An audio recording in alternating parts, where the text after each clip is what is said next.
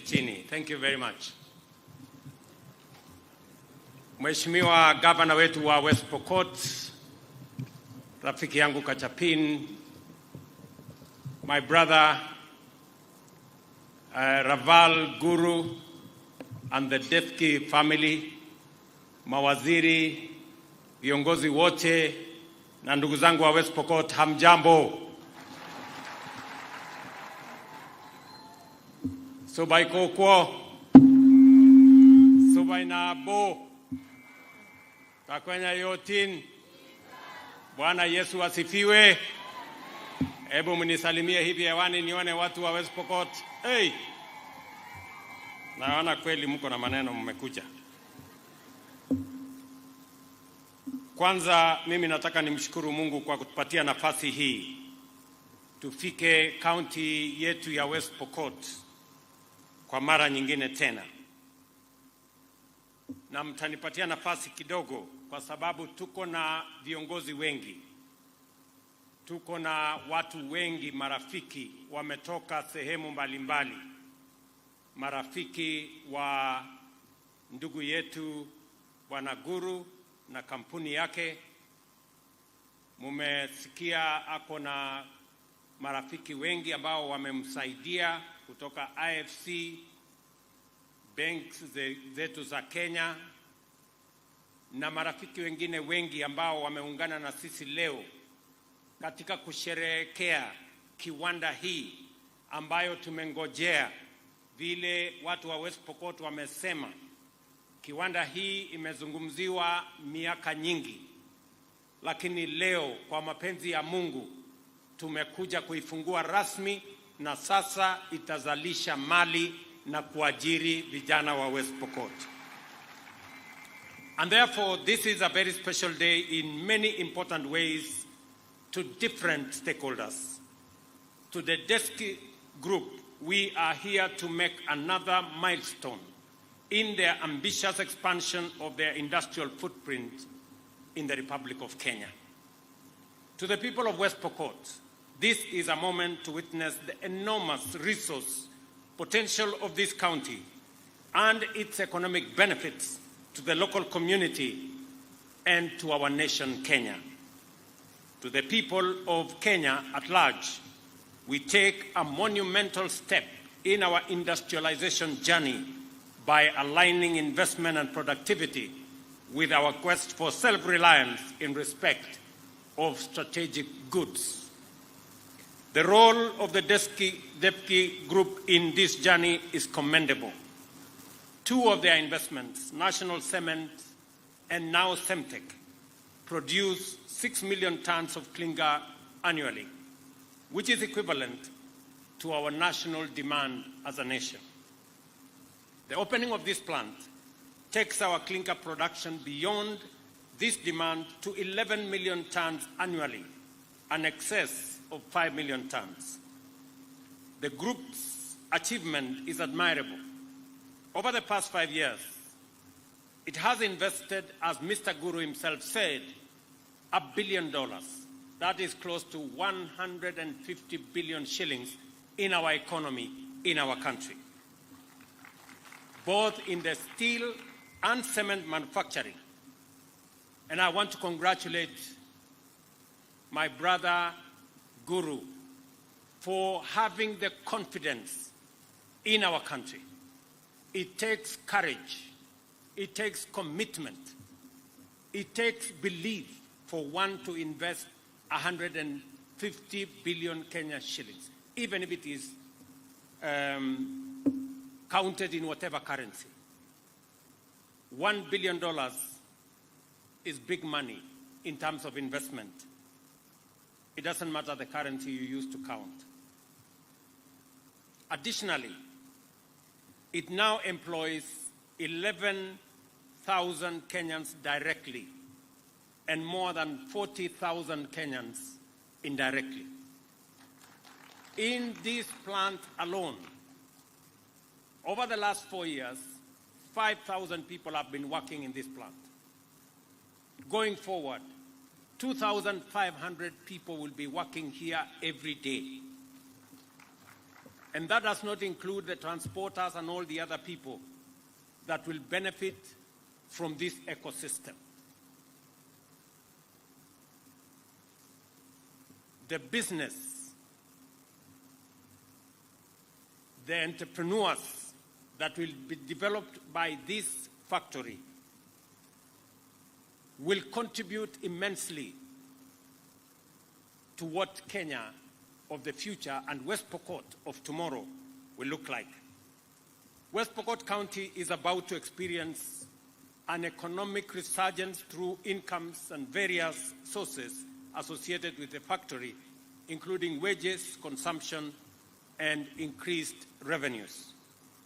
At the national level, the economic benefits of DEFCI Group's investment are critical and also substantial. Local manufacturing of clinker and steel has saved the country foreign exchange to the tune of $500 million every year. And the DEFCI Group remits 2 billion shillings every month in form of taxes to the Republic of Kenya. That is 24 billion shillings every year. You've also heard that he pays 1 billion shillings every month in power charges to our Kenya Power company. That level of commitment, investment, and paying taxes demonstrates immeasurable patriotism to the Republic of Kenya, and I want to say to my friend Rawal, congratulations. Tafadhali huyu muungano tumpigie makofi jameni.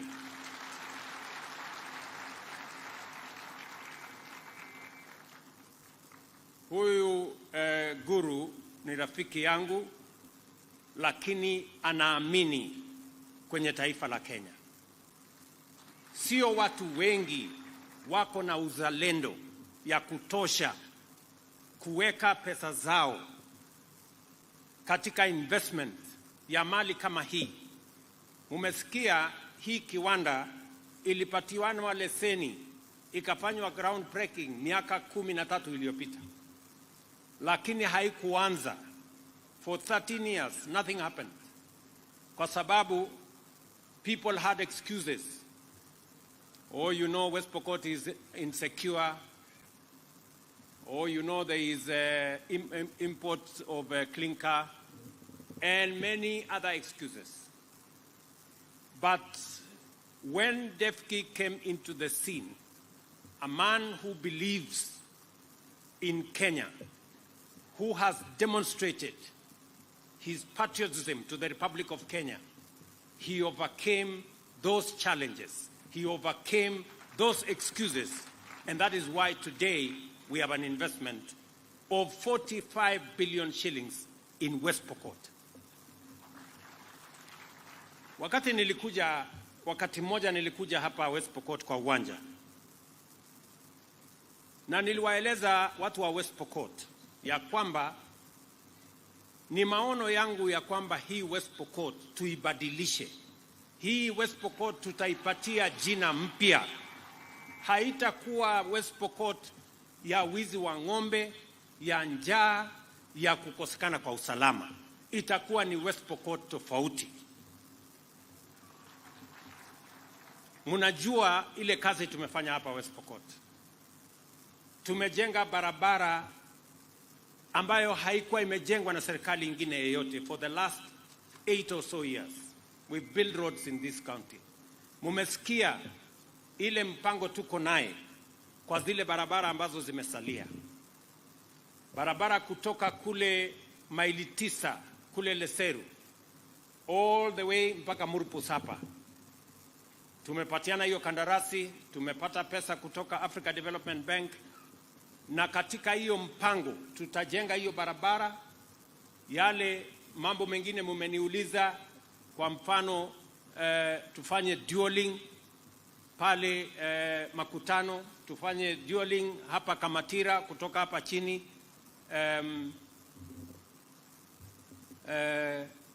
hapa chini inaitwa nini? Chepareria kutoka Chepareria kupanda mpaka Kamatira, tuweke dualing hapa, tuweke dualing. Mumeniuliza maneno ya Ortum. Mimi naelewa sana kwamba Ortum ilikuwa ni hospitali ya muhimu sana dunia hii yote. Na mimi nataka niwahakikishie, wakati tutajenga hiyo barabara, tutajenga hospitali mpya hapa Ortum. Na tutajenga hospitali ya kisasa, kwa sababu katika ile budget ambayo tumetengeneza ya hiyo barabara, kuna infrastructure ambayo tumebuild in, ambayo ni ya muhimu. Tutaweka soko pale, tutaweka soko mahali tofauti tofauti. Kuna zile soko ambayo tayari tumeaward contracts. Tumeaward contract ya soko ya Sigor, tumeaward contract ya hapa Ortum, tumeaward contract ya Makutano, tumeaward contract ya Kajelipa kule Alale. Hizo tayari tuko na milioni 200 ya kujenga hizo soko. Lakini wakati tutajenga hii barabara, pia tutahakikisha kwamba sehemu ambayo inahitaji soko tutaweka soko. Sehemu ambayo inahitaji other public utilities tutahakikisha kwamba vile tumeweka hiyo program, tumeweka karibu bilioni 3 ya kuhakikisha kwamba we build auxiliary public interest facilities to support communities along this corridor. Hiyo ndio kazi ambayo tutafanya. Na wakati nilikuja pale kwa stadium, hawa viongozi wanakumbuka, nilikuja pale na nilikuwa nimealikwa na dada yetu Tekla Lorupe, na tulikuwa tumekuja pale kusema hii West Pokot lazima ikome kuwa ni county ya watu ambao wanaiba ng'ombe. Some of the leaders kwa sababu ya kuogopa wakatoroka siku hiyo, nikakuwa pale peke yangu. Lakini I made a commitment to you that we are going to change this West Pokot. And if you didn't believe me then, you better start to believe me now. We are going to change West Pokot. Na hii sio factory peke yake ambayo tunajenga. Kuna factories zingine ambazo zinakuja. Hii West Pokot ni county ya mining. Na vile mnajua, tayari tumepatiana kandarasi ya factory ya mining ya Flospa. Tumepata mwegezaji ataweka pale bilioni 4.5. Tumepata mwegezaji mwingine ambaye atatupatia mambo ya gold, ile Guru alisema. Kakamega kwa huyu ndugu yangu mheshimiwa Shinali.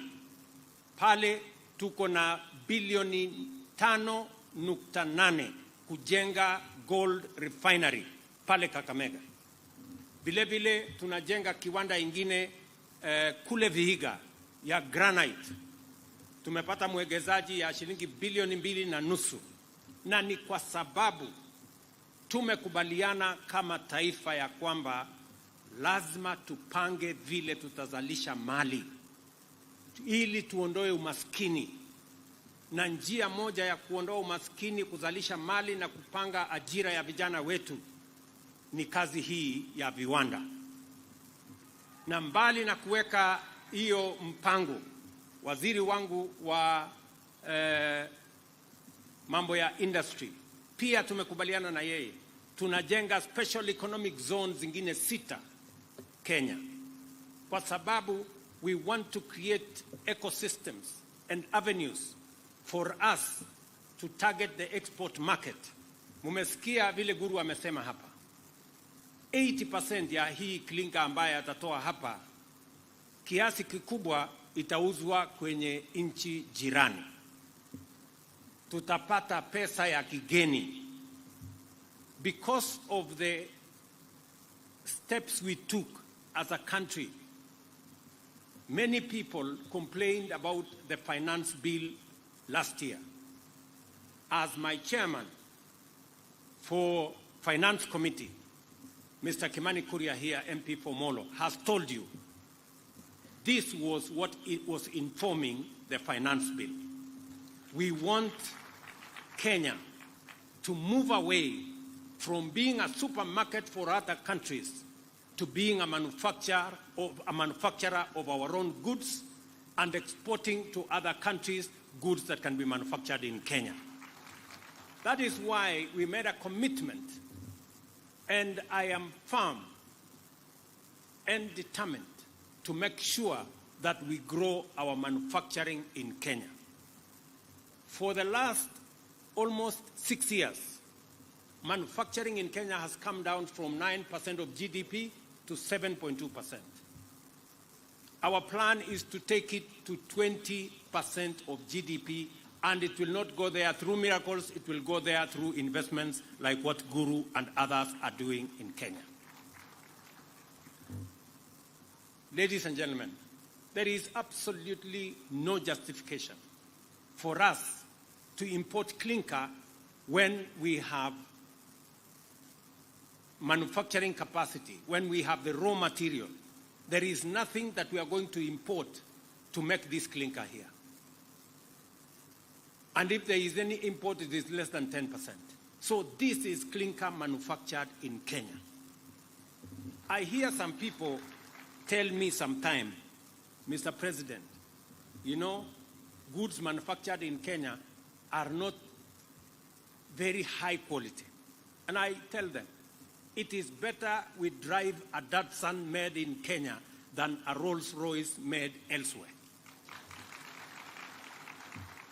That's what it is. And slowly, we are going to make our own Mercedes. Pole pole, hii yetu hii tutaifanya mpaka itakuwa. Si namna hiyo? So, we must believe in ourselves. I want to tell the people, my countrymen and women, we must believe in ourselves. We must believe in our country. We must be patriotic. We must work for Kenya. We cannot continue to be slaves of other people merely because we do not want to take the hard decisions and invest in our own country. You have heard what this factory is doing. Many people, when we say that we want to create jobs for our young people, creating jobs is not merely growing the economy. You can grow the economy and still not create jobs. You must be intentional and deliberate when you are creating jobs. That is why we are investing in different programs. Apart from manufacturing and processing, we have a housing plan that is supposed to grow our housing units by 200,000 every year. And I'm very happy that we will now have cement at a reduced price because of this facility. Our housing plan is going to benefit from this investment. In this county, we already have land for the first 5,000 housing units. And I want to ask the young people here, those of you who are going to work here 2,500, we need another 3,000 who are going to work for us in our housing plan. As I have said, we are building another 4 markets, maybe 5 shortly. And we are investing in other areas. Waheshimiwa ambao wameongea hapa, pia tumekubaliana na wao ya kwamba ili tupange ajira ya vijana wa West Pokot na Kenya, mbali na viwanda kama hii ambayo tumepanga na wale waegezaji, mbali na program yetu ya housing, vile vile tumebadilisha sheria ya CDF. Na mimi nimesign tayari sheria mpya ya CDF ambayo sasa itamfanya kila mbunge, akiwemo mbunge wenu Posing hapa, ajenge ICT hub katika kila ward hapa Pokot South. Na tumekubaliana na hao wabunge in the next 4 months ICT hub iwe tayari. Kwa sababu mimi nimeenda Marekani, nimeenda Ujerumani, nimeenda Ufaransa, nimeenda UAE, nimeenda Saudia, nimeenda sehemu nyingi. Tayari tuko na makubaliano na nchi 19 ya wao kutupatia ajira zaidi ya 1,000,000 ya vijana wa Kenya kupitia kwa digital jobs. Hao waheshimiwa wakijenga ICT hub, tutaweka hapa internet, tutalete computer, tuko na walimu wa kufundisha hawa majamaa, ili kijana wa West Pokot akiwa hapa nyumbani anaweza kufanya kazi kampuni Marekani ama Ujerumani ama Ufaransa, akiwa hapa nyumbani analipwa na dola na Kenya inasonga mbele. Tunaelewana jameni? Nikiongea na nyinyi saa hizi ndio msisikie, kwa sababu watu wengine wanapenda hadithi na story na kitendawili. Kampuni hii, nyinyi ni mashahidi, inaajiri watu 2,500. This company. Program yetu ya housing in the last 1 year, sasa tuko na watu wanafanya kazi 1,140 wanafanya kazi katika program yetu ya housing ambao hawakuwa wanafanya kazi. Nikiongea na nyinyi saa hizi tuko na vijana 120,000 wengi katika our technical training colleges. Saa hizi wanafanya kazi digital jobs na wanapata pesa kupitia kwa mtandao. That is how we are going to create a Kenya that leaves nobody behind. A Kenya that values our young people and makes sure that we are moving together as a nation. Watu wa West Pokot, mimi nimefurahi sana. The Destiny Group eloquently illustrates the power of investment to promote self-sufficiency and export production, create employment, increase economic activity, utilize local resources and generate attractive returns for both the investors and for the country. It also demonstrates the vision behind our bottom-up economic transformation agenda by outlining the roles of investment, manufacturing, and industrialization in enhancing our country's self-sufficiency and export performance. It is important that we create incentives to promote more of such investments for our local investors in the manufacturing sector, to promote competitiveness by embracing the most efficient technologies. This is because incentives are investment that must be repaid in higher productivity, greater efficiency, higher competitiveness, and a strong export performance. This is the path by which we shall achieve our ambition to grow manufacturing sector by 20% of our GDP by 2030. DEFCI Group have shown us that this target is within reach and it is attainable. In view of the implications of the local manufacturing capacity in terms of jobs, productivity, forex savings and revenue, it is not reasonable to provide duty and levy exemptions to importers of goods that can be produced locally. And that is the commitment I made to the country, and that is the assignment I gave to Parliament under the chairmanship of Mr. Kimani here and his team, that clinker, we are not going to be importing clinker, we will manufacture locally. Cement, we are not going to be importing cement, we are going to manufacture locally. Steel, we are not going to be importing steel, we will manufacture locally. Furniture, we are not going to be importing furniture, we are going to manufacture locally. Just imagine, ati kuna mtu anasema ati tuagize kitanda kutoka Marekani, ama meza, ama kiti. Sio ni ukumbavu kubwa sana? Yani niwaulize watu wa West Pokot, kutengeneza furniture, kitanda, sijui meza, sijui nini, inahitaji ujuzi mingi. Inahitaji tu seremala, na msumeno, na randa, na nyundo, na msumari, mambo imekwisha, si kitanda iko tayari. Na tumewaambia wale wanataka kuimport kitanda kutoka sijui wapi, hiyo kazi hawatafanya. Na kama hawataki kulala kitanda imetengenezwa na Wakenya, wanaweza kulala chini. There is no problem. Hakuna mtu atakufa kwa sababu alilala chini. So we must believe in Kenya. We must be patriotic to our nation. Na mimi nataka niwashukuru watu wa West Pokot. Gavana wenu amesema hapa ya kwamba nyinyi mmejitolea, mmezalisha chakula. And I want to thank the people of West Pokot. Mmezalisha chakula ya kutosha, mkajilisha wenyewe na mkatusaidia kulisha Wakenya wengine. Pia gavana wenu amesema mmepata mbolea. Mimi wakati nilikuja hapa nikaomba kura zenu, mimi kati ya mambo niliwaeleza ni kwamba hii mambo ya mbolea mimi naelewa, na tutapunguza gharama ya mbolea. Hiyo ilikuwa 6,000, mwaka huu tunauza na 2,500, na bado tuko na mpango.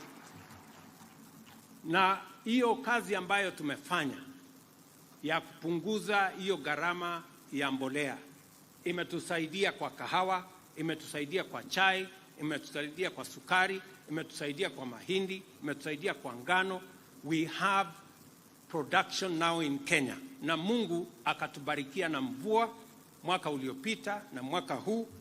Mimi nataka niwaulize Wakenya wote, let us focus and make sure that we remove and eliminate the shame of hunger in our nation by making sure that we produce. Mimi nataka niwashukuru Wakenya wengi. Siku hizi nakuta hata watu ambao hawajawahi kulima, siku hizi wameanza kulima. Watu walikuwa na tai mzuri huko Nairobi, siku hizi wamerudi mashambani, wanalima na kurudi Nairobi. Mimi nasema pongezi kwa Wakenya. It is a moment in history where all of us as a nation know what we need to do to deal with the shame of hunger in our country by making sure that we enhance our productivity. Na ndio mimi nataka niwaeleze wakulima wa Kenya ya kwamba tuko na mbolea ya kutosha. Tulikuwa na changamoto kwa sababu ya kusafirisha mbolea, tuko na vita huko sijui Ukraine, tuko na vita huko katika Red Sea, ikatulazimisha tuzungushe fertilizer ipitie mpaka ipite South Africa, ikachelewa kidogo pale nyuma, lakini tuko na fertilizer ya kutosha. Every farmer will get the correct fertilizer. Na wale watu wachache, kwa sababu kuna wakora ambao wanataka kuhujumu hiyo kazi ya muhimu ya kuzalisha chakula. Nilisema na narudia nikiwa hapa West Pokot, hawa watu ambao, kuna kampuni moja inaitwa KL sijui nini, nimesema hawa watu, number one, kama kuna fertilizer mkulima amenunua na sio correct, huyo mkulima lazima akuwe compensated, apatiwe fertilizer ingine free of charge. Na wakora wote mambo yao ni matatu. Ama tulikubaliana namna gani? Si mambo ni matatu? Wakora wajipange. So, na mimi nataka nishukuru what Parliament did in our policy change to promote local manufacturing. I am happy to announce that apart from Guru here, who has invested in this cement, in this clinker plant, tuko na kampuni ingine 4 ambayo pia wamepata leseni, wameenda kujipanga wafanye hii kazi kama hii Guru wamefanya hapa. Wale watu wa steel, tuko na kampuni ingine 5 ambayo sasa wamejua hakuna mchezo. Sasa wamerudi, wametafuta leseni, wataenda kujenga kampuni kubwa ya kutengeneza steel ili tuweze kuhakikisha kwamba tuko na steel, tuko na cement ya kutosha Kenya. Na vile Guru amesema, tuko na soko kubwa ya East Africa, tuko na soko kubwa ya Africa, na tumetengeneza mambo through Africa Continental Free Trade Area. Sasa tumetengeneza soko moja kubwa. We should be producing and exporting from Kenya. So I want to encourage other investors that they have an opportunity to manufacture in Kenya, to sell in Kenya, and to export to the region, because we want to make our country an export hub for our region. Kwa hivyo najua kuna mambo mengi viongozi wa hapa wangetaka mimi nijibu. Kwa mambo ya stima, mumesikia vile waziri wetu Davis Chirchir amesema. Program yetu ya mwaka huu hapa West Pokot, tuko na bilioni 1.2 1.2 billion ya West Pokot ya kuunganisha stima kwa wananchi 18,000 wapya. Na tutapangana na viongozi wenu ndio tujue mahali gani kuna giza, mahali gani stima haijafika, ndio tupeleke stima huko, tuweke mwangaza, ndio shetani atoroke. Ama mnataka kukaa na shetani pande hii? Si mnajua mahali iko giza shetani anapenda hapo. So tutawakisha stima kila mahali, shetani ahame, awache kusumbua sisi. Vile vile mambo ya maji. Tutaketi chini na viongozi wenu, tuko na program ya Murunyi, tuko na program zingine nyingi ambazo tumepangia. I will sit down with your leaders na tutakupaliana so that we can prioritize which ones comes first. Mambo yenu ya barabara, mumesikia vile waziri amesema, tutaongezea hizo zingine. Peter amesema, Mheshimiwa Moroto amesema, Kosing amesema na ndugu yangu Lote wamesema, hao wabunge wenu wamesema hizo barabara. Nitaketi chini na wao so that we can agree, prioritize, ndio tujue vile tunaweza kusonga mbele kwa pamoja. Ile kitu mimi nataka niwaulize watu wa West Pokot ni kwamba vile tulikubaliana na nyinyi, njia ya kubadilisha West Pokot na kubadilisha Kenya ni kupitia kwa miradi, mipango ya maendeleo kama hii, kuhamasisha wananchi, tuweze kuweka umoja na tuondoe uhasama kati ya jamii hii na jamii ile. Vile mumesema mambo ya Chesegon hapa chini. Pale Chesegon mumesema kuna shule 5 haijafunguliwa. Mimi nataka niseme nikiwa West Pokot, in the next 2 days jeshi watakuwa pale Chesegon. Na watakuja pale kuhakikisha kwamba hizo mashule imejengwa. Na watakuja pale kuhakikisha kwamba shule zikifunguliwa next term, watoto wa kutoka hizo shule watakuwa pale. Na tutakuwa na askari ya kuhakikisha ya kwamba watoto wetu wanasoma. It cannot be the case in the 21st century in Kenya, a democratic country, ya kwamba ati kuna watoto hawajaenda shule ati kwa sababu ya watu wakora wachache wanakimbia hapa na kuiba ng'ombe na kufanya ujinga. So we must deal with them and be very clear about what we must do. Tumeelewana? So today is Monday. By Wednesday, the military will be there and all the security agencies to make sure that that region is properly looked after, and the kids who are not in school, next term, they must be in school. Na kama kuna shule yoyote ambayo imeharibika, tutajenga mpya ili tuhakikisha kwamba watoto wetu wanarudi shuleni. Na hivyo ndivyo tutafanya in all other areas. Mumeniuliza mambo ya administrative units. Mumesema mnahitaji, sasa mmenichanganya, mmesema administrative unit ya sijui wapi na wapi na wapi. Tukiketi chini na hawa viongozi watanieleza so that we can prioritize, ndio tujue mahali gani inatosha. Nimesikia Lote anasema anataka ikatwe ile ya huko chini. Huyu Moroto anasema ikatwe ya kona hapa. Peter anasema ikatwe ya huko chini. Sasa ikikatwa hii sasa tutakuja tuongee, si ndio? Ndio tupangane vizuri, ndio tuone vile itakuwa. So otherwise, wacha nichukue nafasi hii tena kwa heshima kubwa nipongeze Bwana Guru na familia yake na Defki Group. We really appreciate, and I want to promise you that you have the support of the government of Kenya as you undertake this great investment patriotic to the people of Kenya. You have my personal support and the support of the government of Kenya, because you are making a difference in lives of the people of Kenya, and we sincerely appreciate. Many people may not tell you this, but I want to tell you this in public, that we value friends who believe in the Republic of Kenya. Wengine wanaongea, but you demonstrate in action that you believe in this country, and therefore we have every reason as leaders to support you as we support other investors in the Republic of Kenya. Watu wa West Pokot, sitaki kusema kuzidi hapo. Watoto mpeleke shule. Nimesema watoto mpeleke shule. August, mmenielewa? Watoto tupeleke shule.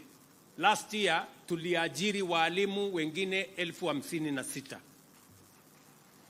Mwaka huu kwa mapenzi ya Mungu tutaajiri walimu wengine 20,000, kwa sababu tunataka kila mtoto wa Kenya apate nafasi ya kusoma.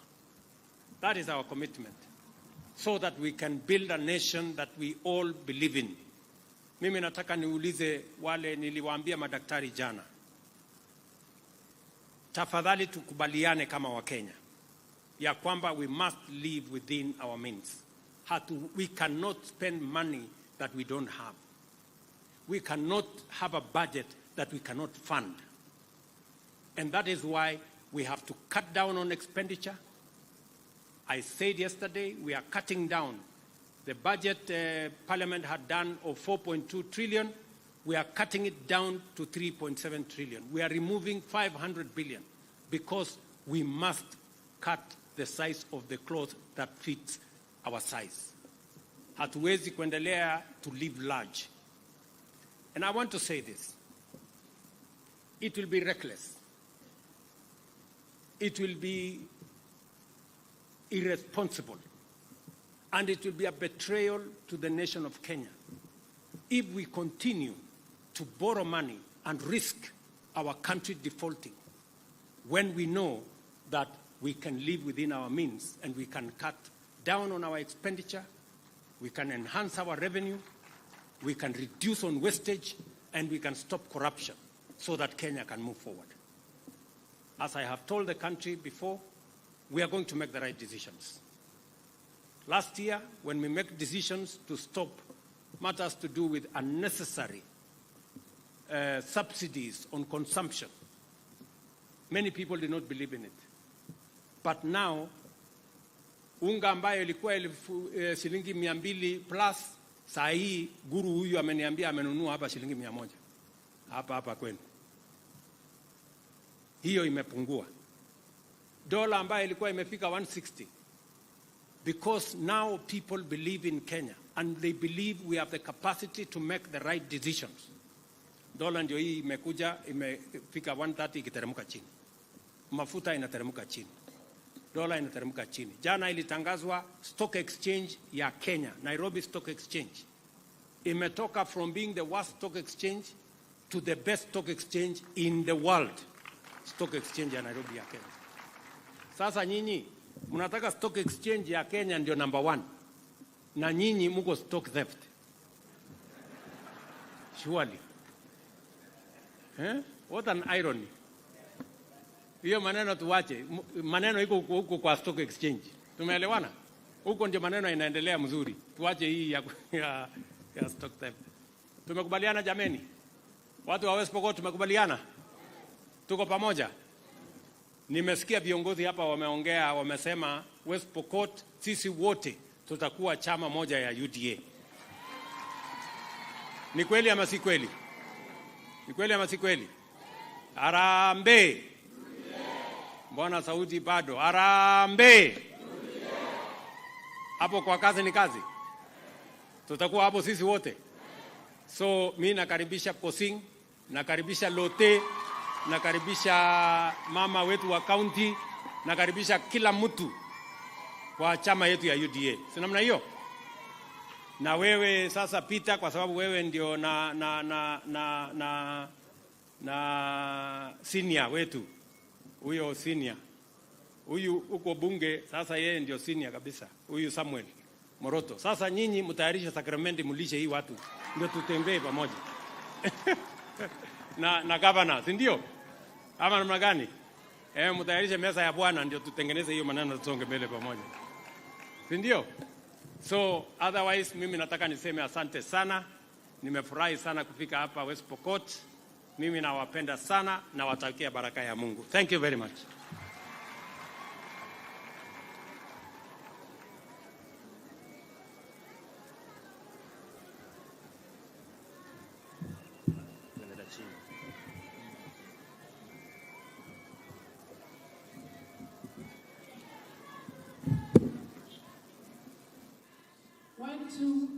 Asante Mheshimiwa Rais kwa ruhusa yako na usalia hapo jukwani, maana kuna zawadi ambayo umeandaliwa na familia ya Bwana Narendra pamoja na mkewe, na zawadi hiyo utazawadiwa sasa hivi. Naomba kuja jukwani tafadhali, jukwani tafadhali, jukwani tafadhali. Asante.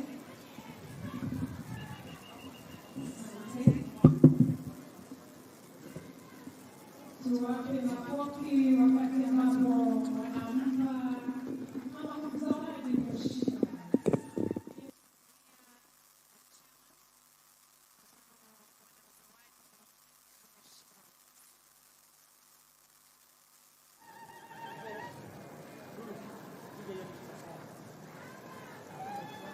Makofi tafadhali. Asante. Mheshimiwa Rais, naomba uendelee kusalia kwenye jukwaa kwa sababu ya picha mbili ambazo tutapiga sasa hivi. Picha ya kwanza ni picha ya familia ya Bwana Naval. Tafadhali rudini. Yeah, go back to